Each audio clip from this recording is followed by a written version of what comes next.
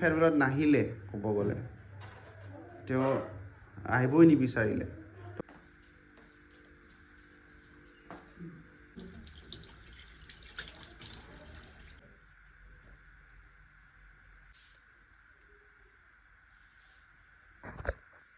মানিছোঁ মই এৰগেণ্ট হয়, মই ইগষ্টিক হয়, মোৰ খং বেছি আছে, মোৰ কথা কাটিব নাজানো। চলো মানিলোঁ মই প্ৰিন্সিপালৰ লগত মোৰ ইকুৱেশ্যন নিমিলে, কিন্তু মই আপোনালোকক এটা ফটো এটা ইয়াত লগাই দিম। আপোনালোকে চাব সেইজন টিচাৰে ইমান বছৰ কাম কৰিছে। ক'ব গ'লে আমাৰ ছাৰ জিতেন, তেওঁলোকে ক'ব গ'লে বহুত পুৰণা টিচাৰ হয়। তেওঁলোকে ফেয়াৰৱেলত কিয় নাহিলে, এইটো এটা ডাঙৰ প্ৰশ্ন হ'ব লাগে। ভাবক, তেওঁ অলমষ্ট 30+ স্কুলত ছাৰ্ভিচ কৰিছে।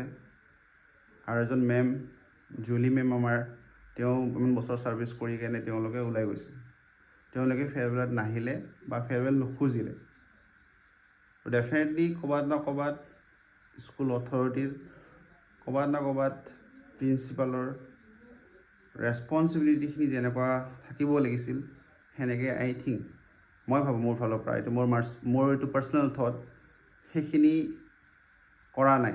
সেইকাৰণে যোনজন টিচাৰে ইমান ল'ৰা ছোৱালীক ইনস্পায়াৰ কৰিছে, তাৰ এটা মই সৰু এটা কথা ক'ব বিচাৰিছিলোঁ। মই যিহেতুকে কৈছিলোঁ অলৰেডি যে মই এখন স্কুলত বহুত কম সময়ৰ কাৰণে আছিলোঁ, বা ধৰি লওক ক্লাছ 3লৈকে মই পঢ়িছিলোঁ।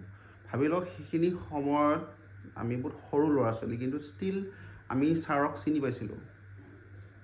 তাৰ কাৰণটো এইটোৱে আছিলে যে তাৰে তেওঁৰ নিজৰ ফিজিকটো দেখাইছিলে যে চাওক কেনেকৈ হেল্ডি থাকিব লাগে। চ' তেওঁ একচুৱেলি ছাৰ জিতেনে মোক পঢ়োৱা নাই, বাট ষ্টিল মোৰ এতিয়াও মনত আছে, কাৰণ তেওঁ সেইবোৰ এক্টিভিটিবোৰ দেখাইছিলে, যোনটো এক্টিভিটি মানে দেখিলে বা আমি এক্সাইটেড হওঁ।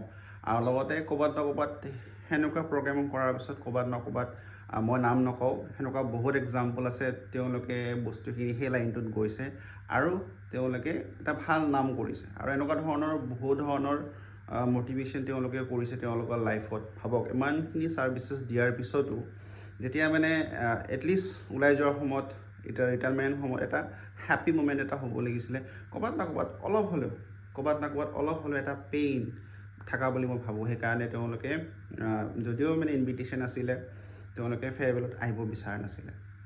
এইটো মই ভাবোঁ আৰু মোৰ ফালৰ পৰা, এইটো মই পাৰ্চনেল থিংকিং বুলি ভাবোঁ। চাওক, ক'ব গ'লে তেওঁলোকে মেম জুলি হওক বা আমাৰ ছাৰ জিতেন, তেওঁলোকে তেওঁলোকৰ লাইফ, ক'ব গ'লে তেওঁলোকৰ লাইফখিনি গোটাই দি দিছে। আই থিংক কিছুমানে কমেণ্ট কৰি আছিলে যে মেম জুলি মাজতে এৰি থৈ গৈছে, কিছুমান পেৰেণ্টছৰ কমপ্লেইন আছিলে। মই শুনিছোঁ, ডাইৰেক্টলি শুনা নাই, বাট ইনডাইৰেক্টলি শুনিছিলোঁ।